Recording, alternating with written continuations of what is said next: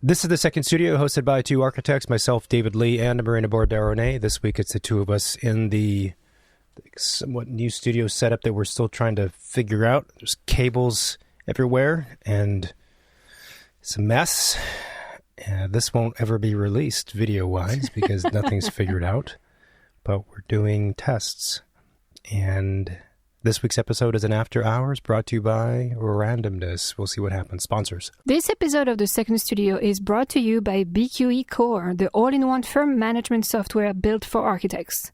Designed by architects for architects, Core helps you track time effortlessly, manage projects seamlessly, and get paid faster so you can focus on design, not spreadsheets. With powerful automation and real-time insights, it's everything you need to run a smarter, more profitable firm. See how BQE Core can transform your practice by clicking the link in our show notes. The Second Studio podcast is sponsored by Autodesk. Do you know about Autodesk Forma? Available standalone or as part of their AEC Collection software bundle, it's a specialized AI-assisted 3D design tool that can transform early project planning. With Forma, you can rapidly model multiple massing options at the start of your projects and analyze the embodied carbon costs of different volumes, layouts, and material choices. You can then deepen your understanding of your sites by incorporating real-world contextual data for daylight, wind, noise, and more. Start your projects right with Autodesk Forma. Check out the link in our show notes to learn more. This is the second studio with the two of us. Here we go. So, the last time we did an After Hours, we were going to talk about our trips to the aquarium. Oh, yeah. But we didn't. So now we can pick up on that. And I believe I had asked you, what was your thoughts on the trip to the aquarium as a foreigner? As a foreigner who's never experienced an aquarium before. Yeah. I don't know. As a foreigner, I mean, a fish tank is a fish tank. You are a foreigner, though. Did you find anything different about this aquarium compared to the I don't know if I'm a foreigner anymore. I feel like I've been here long enough that I don't even know if I'm French any longer. So I know. That's that. Yeah. As a foreigner, I don't know. I don't know. As me, yeah. It was cool. It was cool. I have to preface by saying that I've been to the Monterey. Preface. Preface. Preface. Yeah. Well, but I'm just we're out in France. Well, assimilate. No, so then nobody can correct me anymore because it's super annoying. I went to the aquarium in Monterey, right? And kind of Northern California, I suppose. It's not really... Central. Yeah, Central California, which is a beautiful aquarium. Right? Yeah, that's the aquarium. To me, that is the aquarium. Mm-hmm. So, therefore, any sub-aquarium I would be going to, I wouldn't be as amazed. So, it was good. I wouldn't say it was an amazing experience and I would recommend anyone to go there. I would say if you want to go to an aquarium, or to the aquarium, go to the one in Monterey. I think it's a lot bigger. If you want to go to an aquarium, then you could go to that one. That one being in Long Beach. That one being in Long Beach. I was actually more interested by the building itself and the surrounding of the building than I was, I think, by what the aquarium had to offer. So that being said, it's pretty big. It's not like there's 2 fish tanks and that's it. Like, there's actually a lot. I don't think that would count as an aquarium. Well, you go to someone's house to have a couple fish tanks and it's an aquarium. That sounds like, one of these sideshows on off Main Street. But it was big. I mean, they actually had an outdoor space, and honestly, we didn't do much research before going. We just knew that was kind of like the biggest aquarium down in SoCal. Maybe there is another one in San Diego. I'm sure there is one down there. Yeah. But like in the LA region, that was kind of like the one to go to. So I let's go check it out. And they had a big outdoor space, which was kind of unexpected. They even had birds, which I was like, how does that relate to the aquarium? Those birds, you didn't go into the bird sanctuary. No, because we couldn't take the stroller in and it was a mess out there. So I figured I'd just stay behind. Did you enjoy the birds? Not really. Anytime they have like a bird, like sanctuary netted place, I always feel uneasy about it. Because you think about bird shit. Well, there's that, but also they're just a little bit more unpredictable. And in this case, I forget what kind of birds they were, but they were small ones flying all over the place. And maybe it's their natural way of defecating, but in human terms, they all had squirts.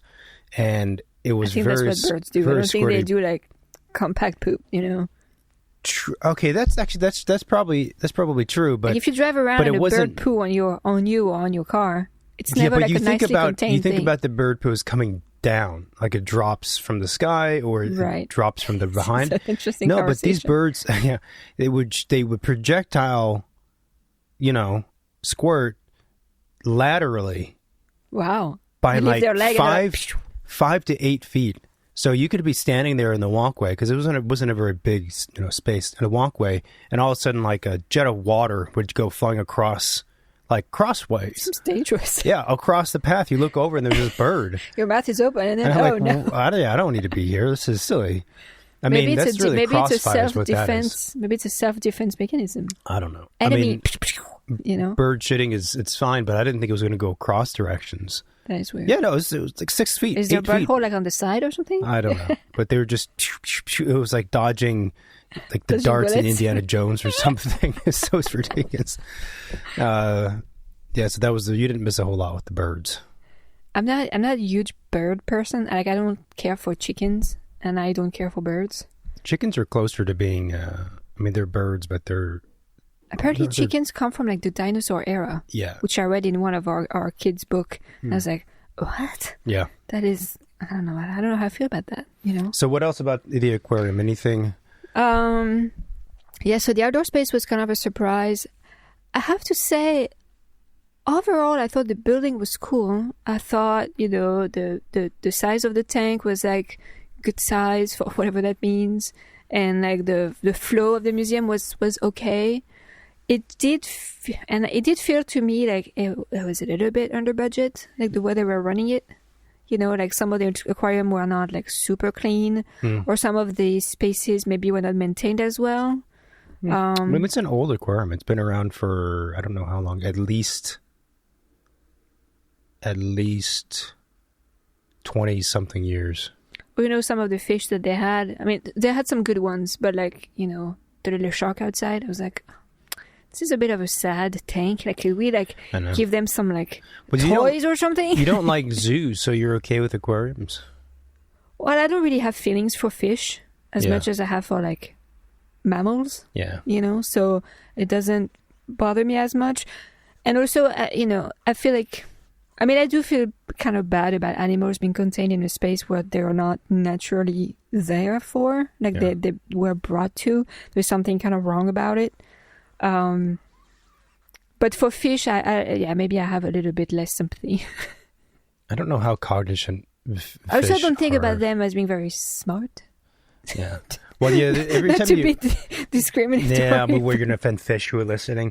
Anytime you like watch, a nature documentary, they always put forth this idea that X species of animal that's not human is just as intelligent or more intelligent than the human species because of how that animal has adapted and evolved over time, and in the macro scale intelligently, if that's even the right word, allowed them to thrive in harsh circumstances or get through this and whatever else it is.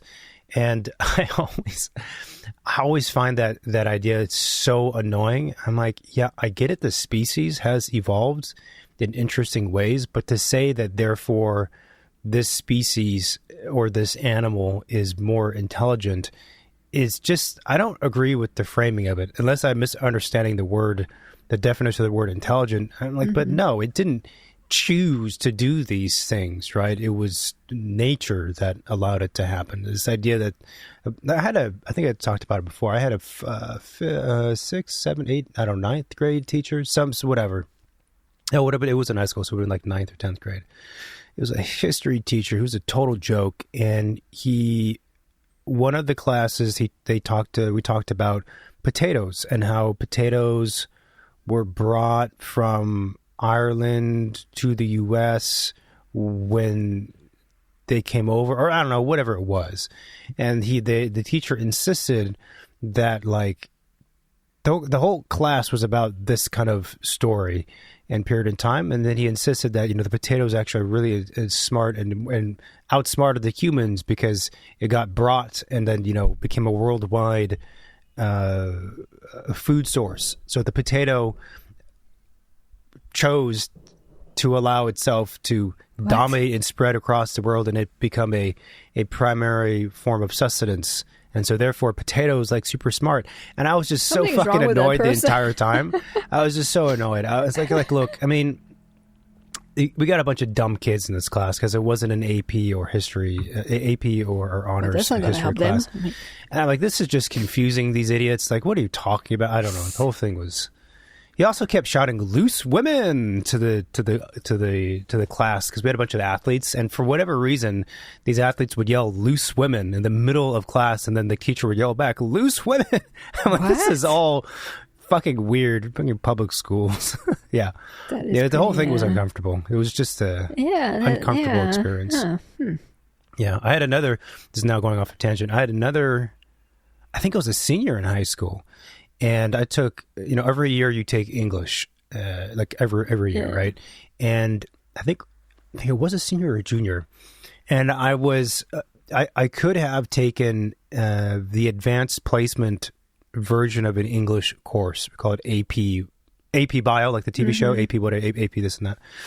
And I was locked in to do it, and then actually it was my parents who decided that I don't do that because you're already taking like 3 or 4 AP courses, so it's going to be too much between that and the other stuff I was doing. It's going to be too much to handle, so just don't do AP English, instead do AP the other 4 or 3 that I was doing. And it turned out to be fine because I got into the college I wanted to go to and all that stuff, but the education I got from that year in normal English class in high school in Southern California public school was atrocious. And it was definitely partly to do with the teacher, but it was mostly, I think, to do with the classmates and the students, and their reading comprehension skills at that time were so low. Like, we would read, I think we read stuff that I had already read in the previous year. Wow. And wait, so how old were you? 16 or 17. Oh, wow. Yeah, It's too late. Yeah, there's no more fixing. Yeah, well, yeah. And so shit. I think one of the things we read was the Canterbury Tales. Anyway, we would do this thing called popcorn reading, popcorn something. It means that one person starts reading out loud, like a few pages, and they elect someone randomly in the class to then follow them and also read. So you say, "Oh, popcorn Susan," and then Susan reads. Susan says at the end of her reading, "Popcorn Michael," and whatever else. So we're doing this, and it came to this girl who I had known since elementary school because everyone's in the same vicinity, so they kind of do track together for the most part. And she was nice. A very nice person, was never like the smartest person in the class. That wasn't like her thing, let's say, but she was nice. And it came to her, and she legitimately had trouble reading a couple, paragraphs even. Like, she couldn't, I would place her ability to read at a, again, we were like in 11th or 12th grade. I think she was reading more at a 6th grade level. Is it common for kids, like younger kids, to not pass to the next level in school? No. Well, that's the problem. That's the problem with America's schooling. Yeah. I mean, to be honest, because, like, again, not to compare everything to France always, but in France, like, if you don't, if your grades are not good, you're not going to make it to the next level. So if you do have issues reading, writing, passing tests, they're not going to let you go because that's a disservice. Like, this girl at 16, 17, if she can't read well, that means she's probably having the toughest time taking exams, writing anything, even understanding stuff. That's not helpful.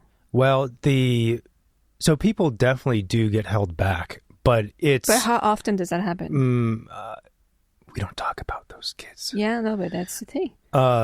Maybe like 1 or 2 per year, like not a whole lot. Yeah, that's not. Yeah. I mean, one or two to graduate per level or across the school. No, per level. I mean, I'm kind of making that up, but I don't remember seeing like 10% of the people disappear. Like, it was, maybe probably just 1, maybe even less. It's not very common, but the amount of knowledge you have to pass the high school, is it called the GED? General G. Oh, don't look at me. I don't know. Yeah. Well, there's a test you have to take to pass high school and to prove that you're at that level. Mm-hmm. And it's a statewide, nationwide, whatever wide, exam. That's a standard exam.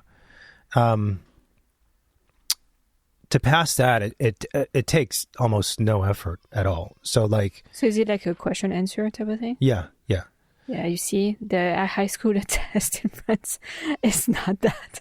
Oh, I don't know. There might have been a long form answer a portion to it. Oh no, but there is you take one exam per type of class. So there is one for history, there is one for French, there is one for English, if you Italian, whatever. And then you have some short answers you have to write. It's not a multiple choice or whatever. Yeah. And then you have to write a bunch of stuff. And they also have oral exam for languages. I mean, it's legit. Oh, an oral? No, yeah, we don't have that. Yeah, no, for I sure. had an oral exam for, I think it was Italian. Sounds dirty. Gosh. I bet you did. Yeah. Excuse me.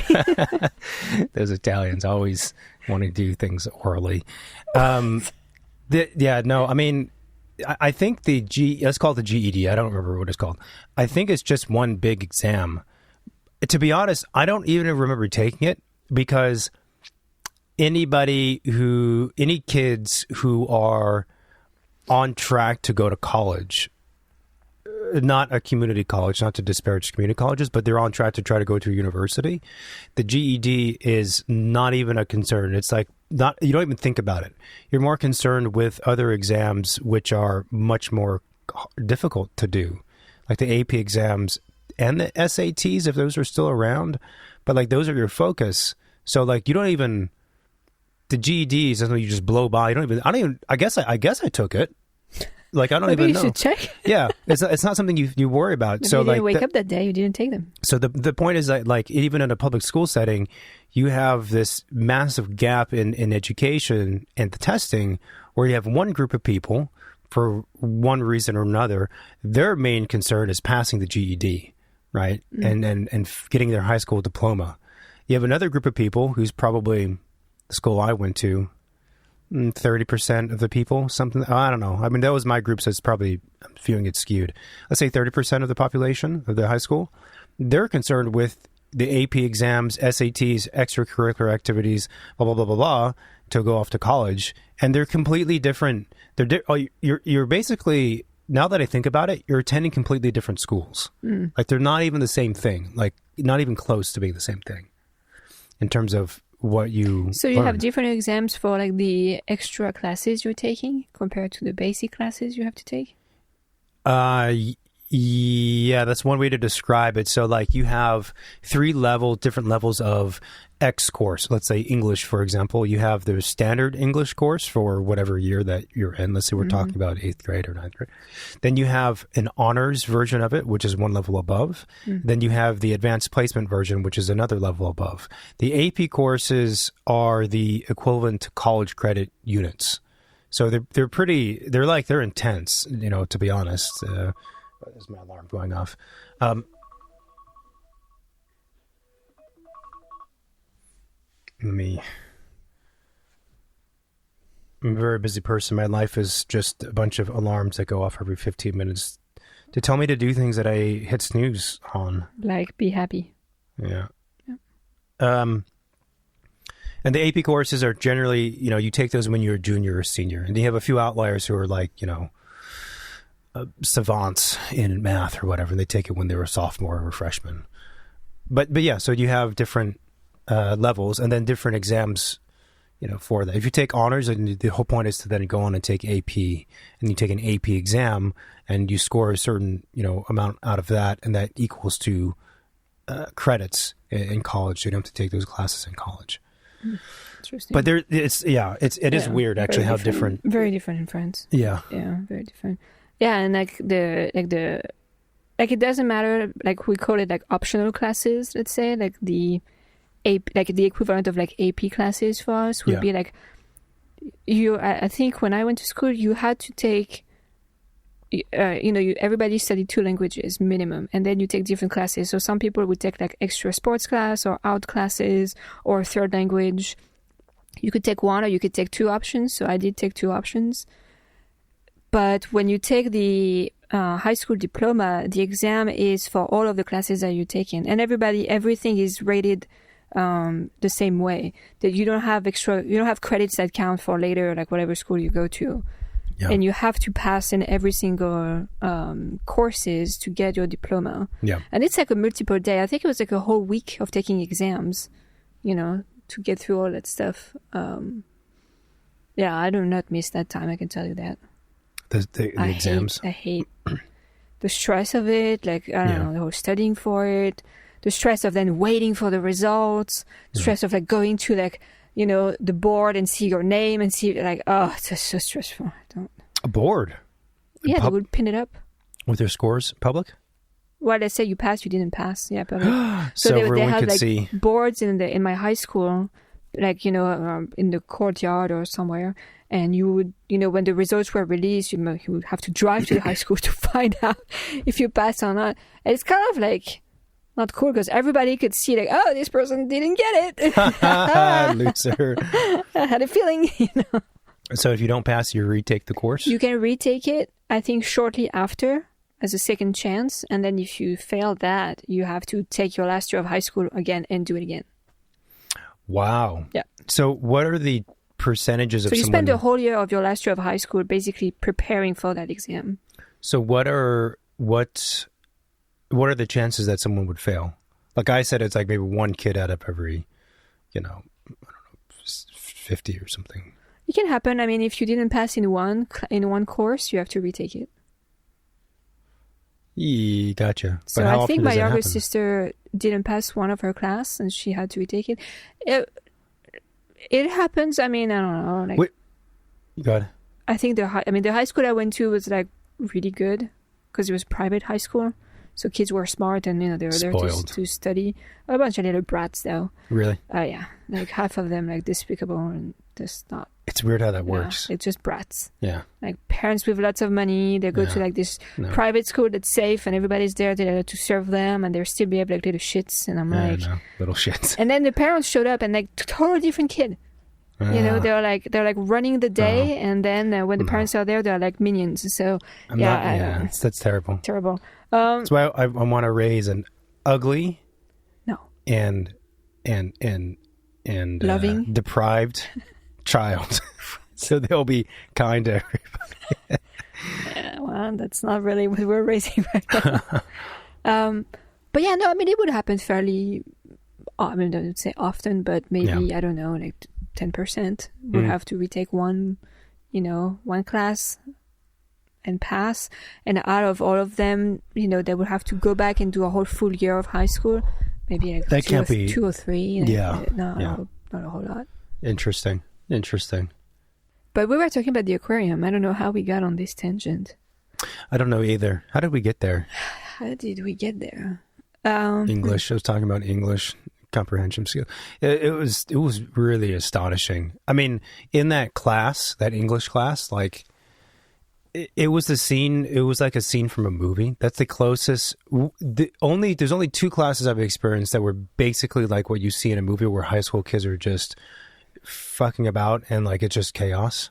There was that class, and it was like a joke. There was that girl who couldn't read, and then there was, it's Southern California, so half the class is Mexican, and a lot of those students couldn't really read either.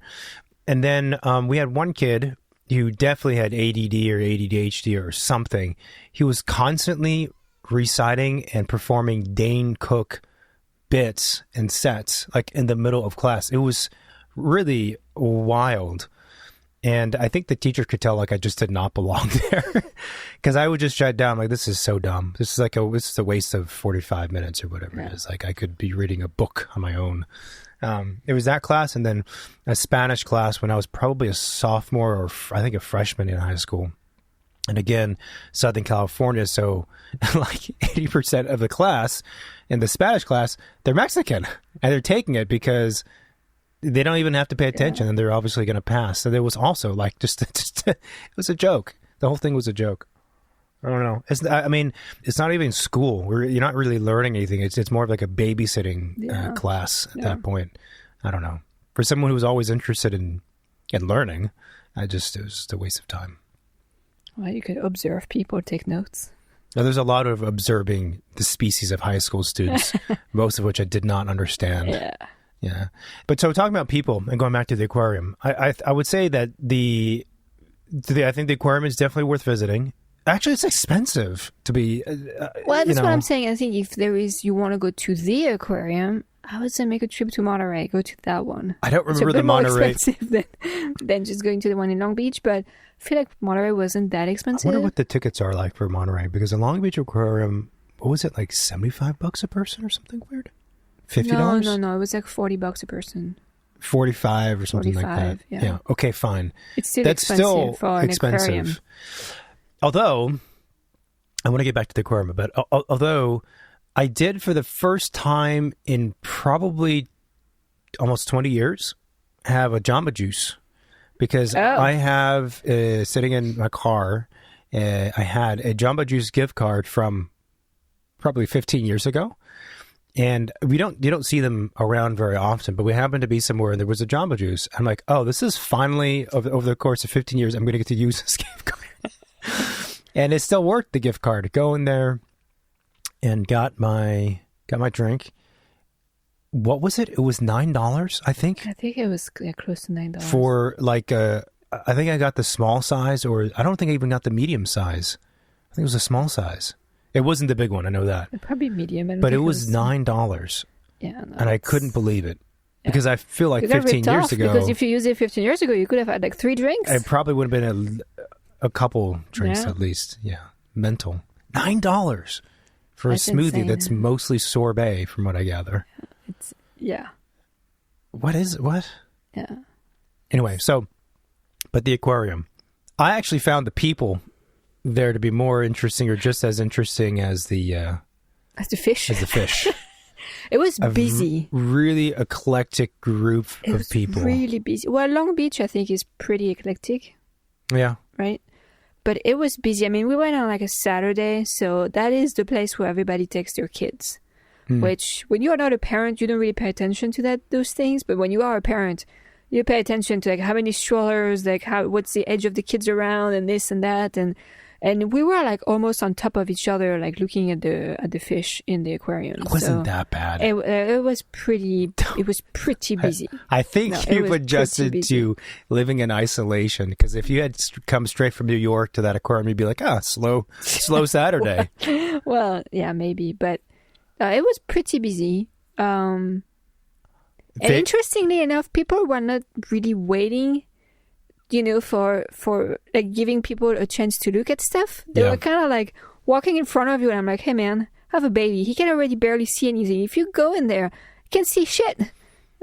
Like, wait your turn. I don't etiquette, I noticed that mostly actually with people who don't have kids. It was like an older couple. A few of them were kind of floating. Older meaning, midlife, mid-age, not like senior citizens. And they just kind of just go where they want. I'm like, yeah, it's weird.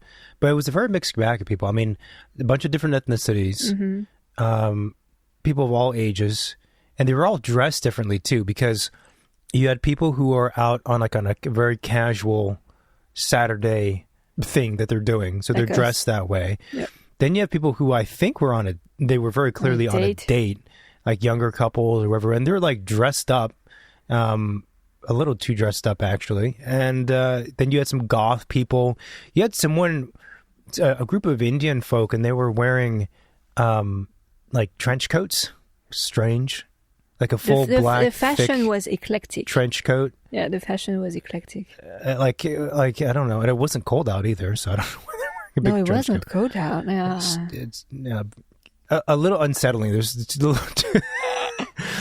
much of a mixed bag. I couldn't perceive any kind of like discernible pattern here over like why everyone's dressing this like differently.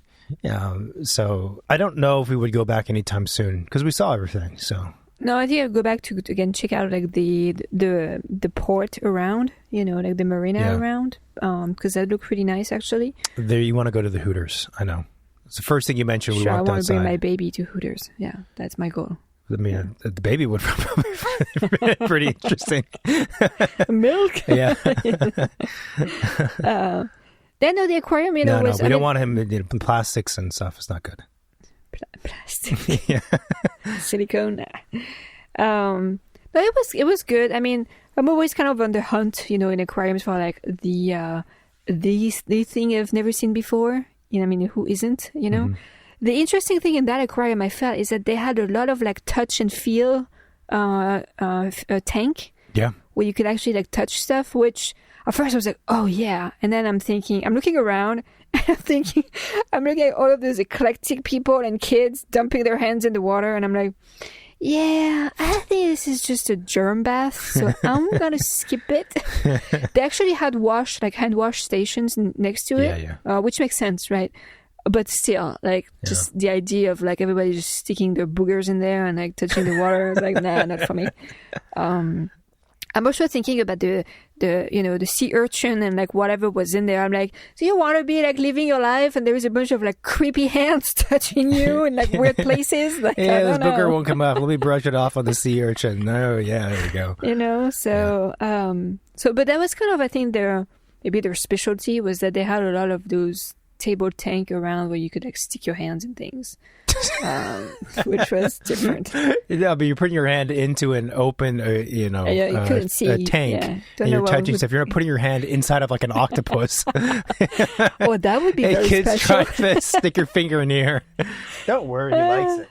There was some creepy stuff like the spider crab and stuff like that. Mm-hmm. That you're like, it's weird how creatures in the ocean could be so similar to like earth creatures in some ways. Yeah. So it was pretty interesting. There was some crazy stuff like the jellyfish are always very intriguing to me because I'm like, but what are you made of exactly? They're like 99% water. I'm like, but what are you? It just doesn't make sense to me. And they had those teeny tiny one that looked like they had LED light flashing on them. And I'm like, this is alien shit. Okay. This is not a fish. Let's stop pretending to call things that, aren't that. I think technically it's not a fish. No, it's an alien. It's a cephalopod or whatever they call it. Yeah, it was so weird, but so interesting, right? And so we're there with our baby and we're looking at, I think it was lizards. And he's inspecting the frame and the glass of the structure rather than looking at the thing. And I'm like, hey man, I didn't pay $45 for you to look at the architecture here. Like, can you look at the beast? And now a quick break to thank the sponsors who support the second studio. This episode is brought to you by Chaos. They make award-winning design and visualization tools, and they're really pushing the boundaries with AI. Now, AI is shaking up the architecture and design world, and Chaos is taking a responsible approach. Their tools are built to help architects, designers, and visualization specialists to work faster and explore more ideas without replacing creativity. Basically, Chaos wants AI to make your imagination stronger, not take over. So you get to design with more freedom, create stunning visuals, and stay in control of your work. If you want to see what that looks like, tap the Chaos link in our show notes. Dear architects, design leaders, and founders redefining the industry, if you want to shape not only buildings, but the business behind them, this is your moment. Future London Academy's Executive MBA takes you inside the boardrooms of Pentagram, Uber, Zaha Hadid Architects, and Google, where you'll master finance, strategy, and operations from the people who already excel at them. Study along peers transforming the industry worldwide and do it all in just 9 intensive weeks over 1 year between London and California. The program is award-winning, transformative, and crafted for design and architecture leaders with 15 or more years of experience. If you're ready to grow your impact, apply now by tapping the Future London Academy link in our show notes. Say goodbye to design-unfriendly spreadsheets. Programma, built by designers for designers, provides an integrated suite of tools for every phase of your project, from mood boards to advanced specification tools to project management. Seamlessly integrated, easily shareable, and always current, Programma reduces redundancy and minimizes costly errors. Share your work in a format that works for you, be it PDF, spec sheets, or online, branded client dashboards with always up-to-date specification details. Join interior design movers and shakers and start for free by clicking the Programma link in our show notes. Experience the difference with Programma, software built for interior design workflows. The aquarium was not as big as I thought it was going to be. Well, I think there is a lot of probably like when you look at the building from outside, I think there is more of like Event a lot space. of the maintenance, to like the tank, the pump, the whatever. I'm sure that takes a ton of space, in the structure. And then, some like event, workshop, classes, spaces. I mean, even the halls lobby and is auditoriums, huge. There's nothing in there really. What did you think about the like layout of the aquarium? It was a bit, thinking back, it was a bit weird. It's like, I feel like once you get into the main lobby, it's kind of like this intestinal tube thing, like kind of like narrow and long. Yeah. The signage was not very good. I have to say, you don't really know like where you're entering and what you're entering into. So that was questionable. But there wasn't like a big entry into a space, or like you clearly enter the lobby, you go here, you go here, or you go there. It was more like, well, let's walk and see where that takes us, which was a little bit peculiar to me.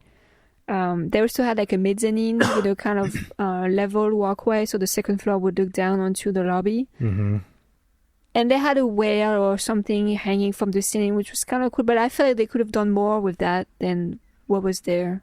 And at night, when the museum closed, they used the space of the lobby wall to project movies, which I thought was cool. So that was kind of like, yeah, okay. Yeah, I found the plan to be not great. Yeah. It's very lopsided and one-sided.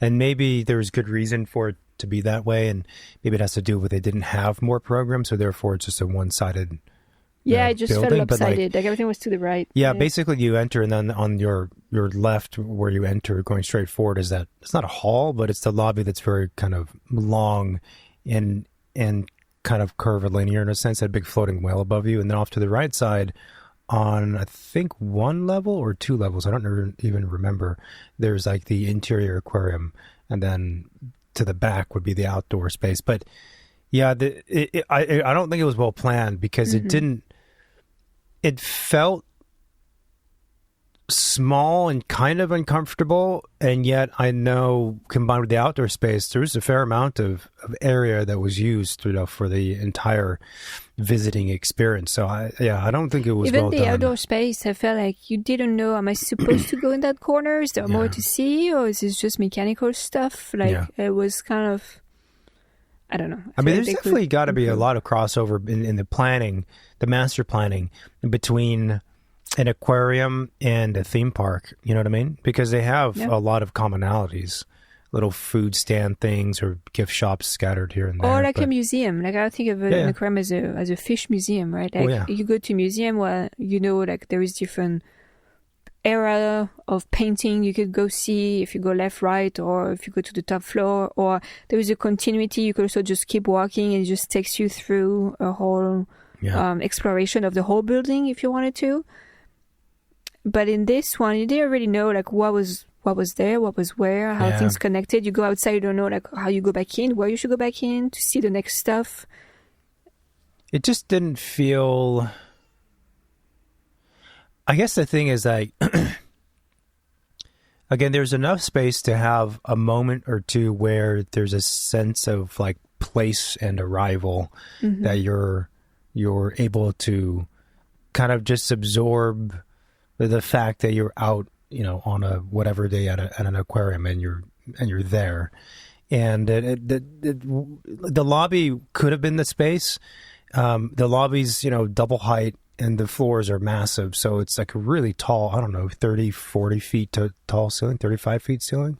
It's tall. It's tall, and it's pretty long, and it opens into like another interior space with some seats and stuff. So like there's enough space there, but it just sort of actually felt like a airport in a certain way. Yeah. Like you're transient, and I don't know who did the planning of it, but no, it wasn't very good. No, I might have to interview them and what happened? What happened? It'd be fun to do an aquarium.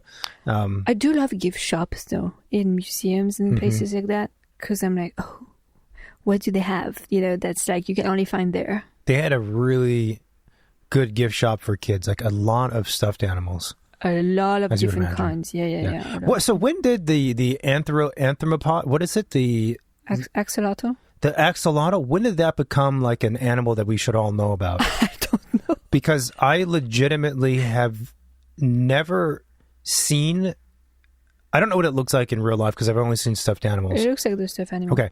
I've never seen that picture of that cute, in actually. real life. I've never seen a stuffed animal, but I've never even heard the word, what is it? Axolotl. Axolotl.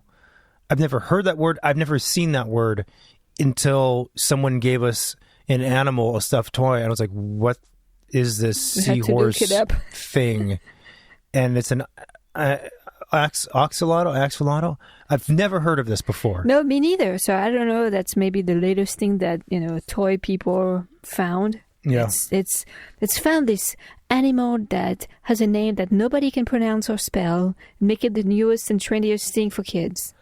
I don't know. Definitely not from our times, that's for sure. So if someone knows, no, we were basic. We had that would be great. We had Cliff, the big red dog. We had elephants and sheep and bunnies. Oh, that's more exotic than what I had. And pigs and cows and I mean, it was farm animals. Yeah. It's always still always farm animals. You see, like kids' books and stuff. Most of them is like farm stuff, which is cool, but also pointless information in this day and age. Well, but also I'm like. Again, maybe in Europe it makes sense because there was a lot of little farmers with their little farms doing that. But in the States, you can't even find a farm to buy eggs. Like there is no farmers anymore. Well, not where we are. Not in the sense that the ones you see in the books that have 3 cows, 5 horses, and 2 sheep. No, they have 500 cows. That's their farmers, and they don't feed them by hand. They have machines. You know? Yeah. So it's interesting. Yeah, we should give him a book about Bitcoin. That'd be more useful than learning about fucking chickens and pigs and stuff. Bitcoin and coding or give him a book about what things look like in the grocery store. That would actually be more productive. Here, this is cow. You see it? It comes in a plastic wrap thing. It comes in different pieces. These are the different cuts. Actually, that would be more useful than learning about cows on farms. That's not. Yeah. But it was cool. But I would say. Aquariums are okay, but zoo, I don't... to me, the animals just always look sad in zoos. I'm sure there's a level of depression that they experience consistently. I'm sure you have some here too. There is a very famous, open-air zoo in the Paris region that it's a park that you drive through. Animals are in the wild. Yeah. I mean, it's enclosed, but it's like a Jumanji. You kind of drive with your car through it. Jurassic Park. So you, in a way, you are the one in the contained vehicle and, in space, and they're not. Yeah. And I've been to that. It's cool. It's also weird. Yeah. Because you're like, why am I driving in the middle of elephants? That doesn't seem like I should be here. It would be difficult to see the animals because they have so much space to roam, or maybe the park is not that big. Yeah, I mean, you wouldn't really see them from up close, or sometimes they would come to your car, like monkeys or whatever, but you can't maybe experience them as up close as you would in a standard zoo. Yeah. But it does make it a bit more exciting because you feel like you're more on an expedition to see them in their natural habitat. Yeah. Rather than you are looking at animals in a cage, which is a bit strange. Yeah, we have stuff like that. I think when I was a little kid, we went to a zoo, I think in San Diego. I think it was a San Diego zoo. They have a big one there. And they have a portion that's like that. Oh yeah. I think so. Yeah, it's cool. It makes more sense to me than the opposite. I also you're not a pet person. I'm not an animal person, but zoos and animals behind bars, and they have I guess it really depends on the intelligence of the animal, and then how large their cage or whatever you call it is. And a lot of places and a lot of zoos, they're really small, and even if they have bothered to try and recreate some kind of natural environment, it's like, well, I understand that a lion or a penguin doesn't have the brain of a human, but that was printed at Kinko's, and you printed the backdrop of an Arctic, scene at 480p. I think the penguin knows that it's not in the Antarctic, or I think the lion knows that rock is made of plastic because I can see the paint peeling off. And I don't know, the whole thing is just kind of is depressing. I think the education of it is the only part that makes it possibly acceptable or worthwhile, but and I don't necessarily blame the people working there. I feel like a lot of people who work at zoos, they actually care about what they do and they care for the animals, but it is a very weird. It's pretty weird. I mean, I think going there once to see what the animal looks like in person, for a kid is cool, but it's not like a place I would take my kid over and over. Because I don't know, it just makes me sad. It's not like if you want to see the animals, then we should go where they are and not. They're at the zoo. No, but where they're from. Yeah, well, that's also the accessibility, right? I mean, that's the benefit of the zoo. It's like you get to see everything at once. Yeah, and for super cheap too. Yeah. So yeah, aquarium. The layout, I give it a 2 out of 10. The fish and fishes and other things they have to see is pretty cool. Got to see an octopus. Got to see some tree frogs, a shark. This and that, whatever. Mm-hmm. It is also weird when you go to these things and they have one of whatever it is. That makes it even more depressing because it's like, one okay, polar bear. Well, and you're like, what? You only have one? Like one shark is swimming around by himself, this like tank. I'm like, yeah, okay. I know. This can't be very exciting for the shark. Just you want to have some like shark buddies, rather than hang out with turtles, like it's just him and a turtle. I mean, all day. I don't know. Yeah, maybe it doesn't matter to them. There was this girl who I think was like, it's funny because, I was also observing people, maybe more than I was observing the fish. There was this girl who was like, I don't know, the aquarium expert. And I thought she was working there because the way she was talking about the fish that she was, describing. Outside? To this guy, yeah. Yeah. I was like, oh, okay. So I was listening to the conversation. I'm like, I guess she works there because she knows the name of the fish. She knows it's the biggest one in the aquarium. And like how long they've had it for, the weight, the size. And she didn't work there? No, she did not work there. So I guess she has like a membership pass or whatever. And she's there every day or something weird. But she's like a high school student or soon to be a college student. And so she talks. And then eventually I turn around to see what she looked like. Because I'm like, she's probably like 35. She's been working there for 5 years. I turn around and I see this teenage girl. And I'm like, what? Yeah. She talked like she was like a grown up, right? Yeah. I'm like, wow. Kind of manic. And then she like talks to this random guy. I thought she was talking to a friend she brought to the aquarium and was explaining her like her job. Yeah. This random guy that she managed to like catch and just like suck the life off for like the last 10 minutes. and then he's like, oh yeah, do you have social media or something? I'm like, yeah. He's just interested in like seeing her again for like a date or whatever. He doesn't care. He doesn't give a shit about the fish. And she's like, oh no, she was so geeky in her response. She's like, oh no, actually I'm only 18, but I don't have social media. No, and she was under 18 or 17 or something. And I was like, oh my God. I'm like, wow, what is your plan in life? Like, are you trying to be a turtle? Like, what is this? But I mean, kind of a specimen because she didn't have social media. She was only 17. She talks like she's been studying this for 50 years, and I was like, wow, you are something. Yeah. And in a way, it was kind of refreshing to find a young person that was like so deeply interested in something because I feel like that doesn't happen anymore. Like because we have so many interests that everything is so superficially interested, in a way that it's kind of like, wow, you are one of the few people out there.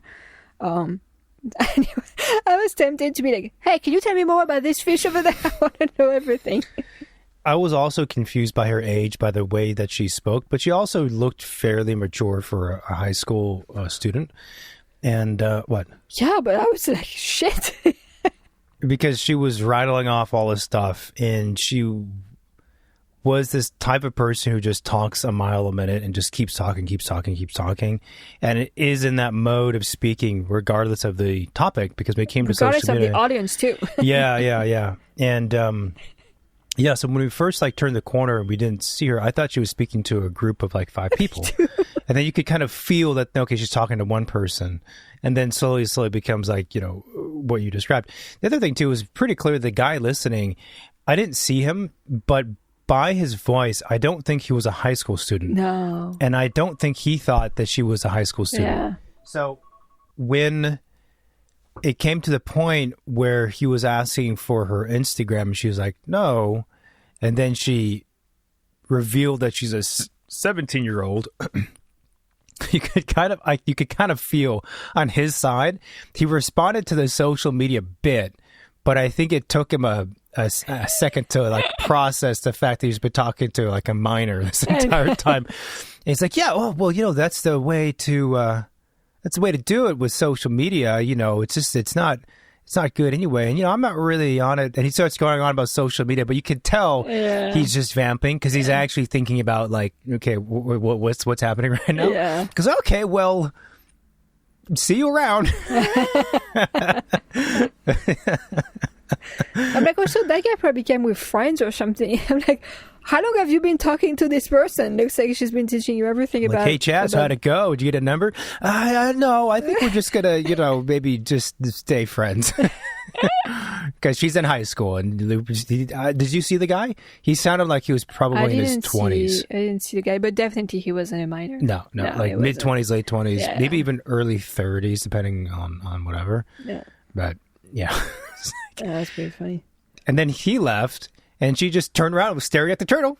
Happy as she could be, staring at a turtle. And then we were next to her, and I was like, I'm kind of tempted to learn more, but I also don't want her to keep talking to us for half an hour because I'm not sure I want to do that. So I was like, let's quickly move to the side.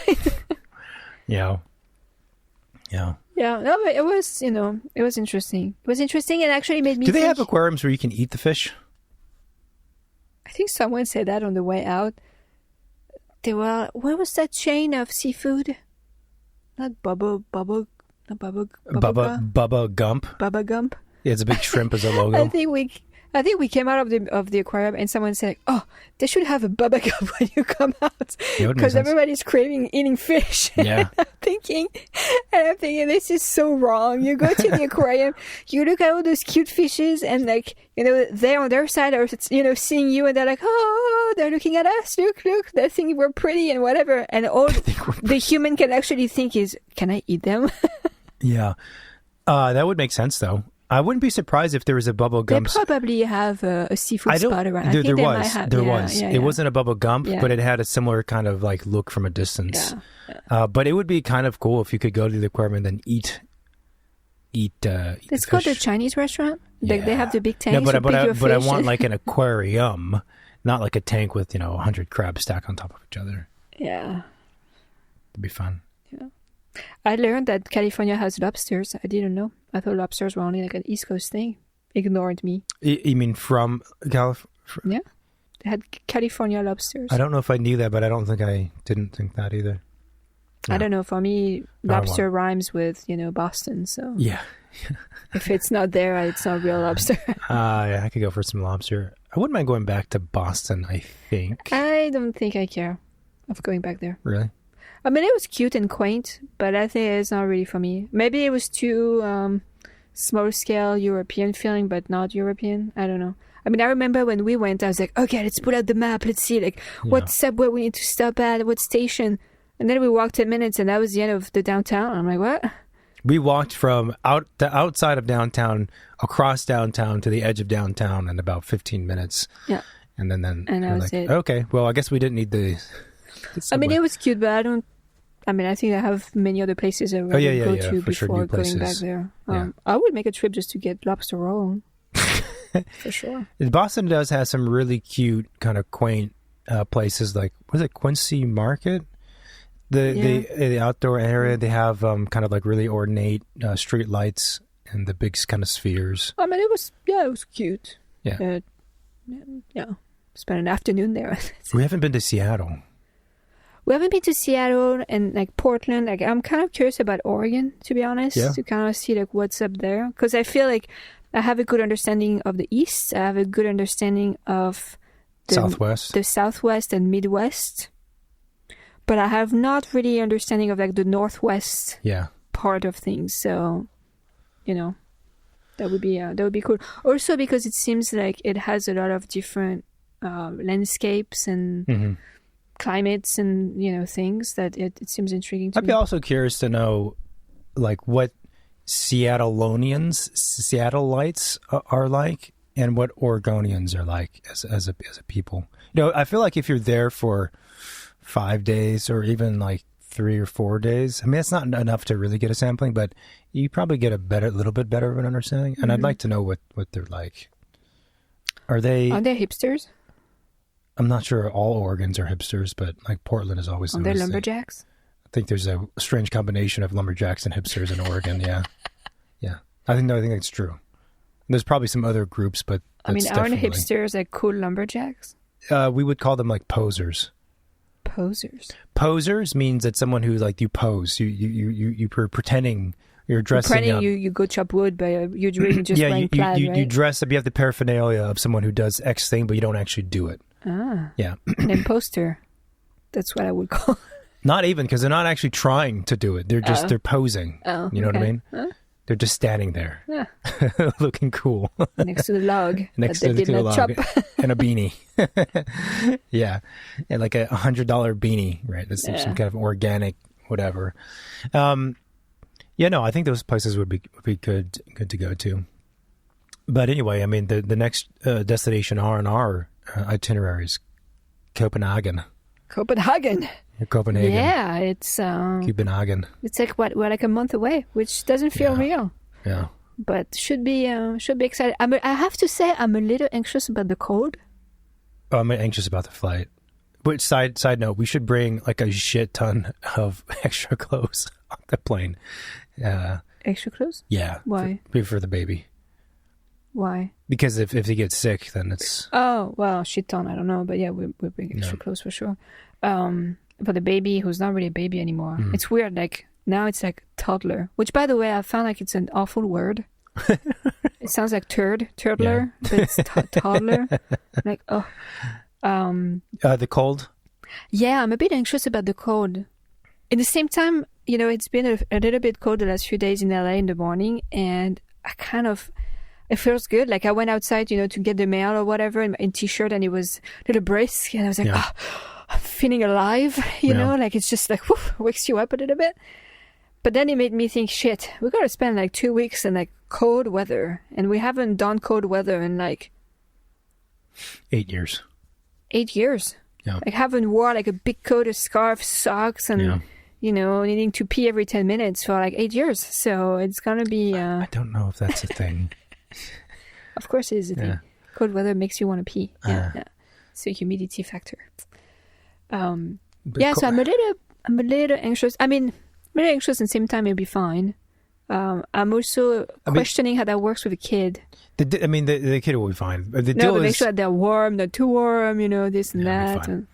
I mean, the thing is, when it's that cold, like what are the degrees? Do we know? It's like third. I think I looked it up. It's like third. It's freezing temperature. Oh, it could be freezing or below freezing a little. Okay, so but when it's that cold, you just put on a bunch of layers and you're outside for 2 minutes. For what it is, I don't know. Yeah, I'm actually actually it'll not be fine. I mean, I'm not super concerned because we're gonna be at the going in the mountains anyway. It's a civilized place. Like, I think also it's going to be a new place, and so we're gonna be so captivated by everything around us that the cold will also be kind of secondary. So I'm not too worried. I'm hoping that. Although I do need to get a jacket. Yeah, actually, I do need to and boots. I need to get shoes. I don't know if I have any shoes. Yeah. But I am hoping that the spirit of Christmas would be like 100% there. That it's gonna feel like, like in the movies, like Home Alone or things like that, where it's like it is Christmas. Because it's really hard for me to feel like it's Christmas in California. Like it's just, I feel like it's Christmas everywhere else, and California is pretending it's Christmas, but it's not really, So that's that. But yeah, I'm pretty excited. So if we see Santa Claus, it's going to be a Danish Santa Claus? Yeah. It's weird. Yeah. Do you think he'll speak English? Actually, I don't know. Have we thought about the whole language thing when we get over there? People speak English in northern countries. Like okay. They're. If I adopt a Danish accent, do you think that will help me? Don't offend people, please, when you go. Don't be that American who just don't. No, I'm not offensive when I go abroad. I'm not. I mean, I'm not a loud person. I don't occupy a lot of space, That's true. You have a tiny butt. Yeah, I don't. I'm a very I'm pretty invisible. No, that's true. Yeah, unless I'm Asian. So unless I go to a place where there's no Asians, then there's not much I can do about that. I always wonder when you go to France if people think that you're American or if they think like you're a Chinese tourist. I'm sure. Well, before you speak, I mean, probably once you start speaking, it's clear, right? But anyone who's seen their fair share of Americans would know that I'm American. I don't blend in with, the native people. That's true. Like I don't look like when we went to China, I don't look like anyone there, really. And I don't have the way I dress, the way I move, the way nothing about me. The way you move looks like smooth when you move. What? It looks like a, Chinese person from China. I don't know what it is. Taller also. Oh, there are some tall Chinese. There are Chinese some, guys. but every time I've been to China, which is only twice, it's weird because I feel like everyone lost their ankles. I love going to Asia. Because you can see over. Yeah, because I can see. I feel like, wow, this is great. Yeah, and it must be like the American, diet and whatever else. I mean, I don't know. Yeah, but there's definitely I don't look very Chinese in a lot of ways. I compare it to those people. So Denmark, I don't know. It'll be good. Copenhagen, it'll be good to see some architecture. Is the food there good? I don't know that they're really known for their food, unfortunately. So the good news is we won't be gaining much weight. I don't know. It's the holidays. I think they're known for good coffee or having a lot of coffee shops and stuff like that. And good, since we don't drink coffee. So that's good. And I think pastries, some pastries. I do like pastries. I do like a good Danish, if you get my joke. So we'll see. In terms of food, I don't think they are really the place you would go there for. Yeah. So that should be interesting. I do have to figure out what are we going to do for Christmas dinner because we are abroad. We'll find a place and make a reservation. But yeah, no, it should be interesting. It should be interesting. Did you do a lot of planning? Oh yeah, every day is planned. Is it? I mean, I have a list of things to do and it's flexible, but yeah. Yeah. Okay. It's mostly architecture, sightseeing, architecture, I don't even know anything much about Copenhagen. Is it a mixture of historic and new? Yeah, I mean they have more traditional architecture, but they also have a lot of contemporary buildings. Yeah, I'm interested to be in a place where there's a lot of contemporary buildings, and I know there are those there, and of that style. And that language, and to see a lot of them in one place, not just one random one, in a city. Yeah, and I think also the interiors, kind of the Scandinavian approach to interior design. Yeah, I think that should be also pretty interesting. Yeah, that'll be fun. I'm looking forward to it. I'm also looking forward to just being kind of out of my head and out of the bubble that we've been in the last year or whatever. It's whatever. So we'll probably have lots to say after the trip. So actually, if anyone who's been to Copenhagen has any recommendation as far as food or places to see or things to do there, feel free to send us an email or a message, the hotline, 213-222-6950. Mm-hmm. There is the stuff you found online when you do research, and then there is the thing that you might come across that nobody talks about online that's cool. Mm-hmm. So I'm always game for finding those. I have a feeling we're going to go, have a great time, have a lot to say about it, and then we're going to come back and be like, if we go again, we're going to do this, and that. But we're probably not going to go back to Copenhagen anytime soon. Because there's other places to see. Are you already regretting your trip? Gosh, what a downer. You are lucky to travel, and look at that. You still find a way to just be a downer. Well, I think, how long are we there for? We're there from the 17th to the 31st. Oh. Mm-hmm. Okay. 14 days? That's a long time. I know. What are we going to do for 14 days? No, I think that's really good. Well, because the other thing is apparently the sun, nighttime starts at 3 p.m. What? Yeah. It's the... That's fucked up. So that also should be an interesting experience. Do they have weed? Oh, I don't know. What do you want to read? To take gummies to sleep. Oh, I don't know.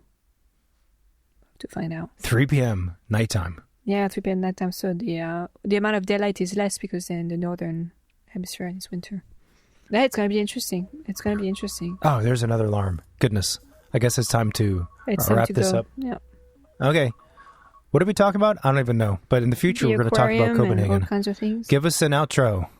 Thanks, everybody, for listening to the show. If you like what we do, please leave us a review. You can also share our podcast along with all your friends and family. You can find us on Instagram, iTunes, Spotify, YouTube, our website, secondstudiopod.com.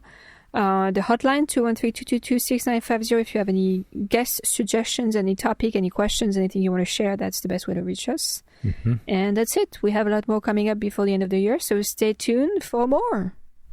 Yeah, that sounds good to me. Okay. Yeah. Adios. Okay. Talk soon. Bye. Bye.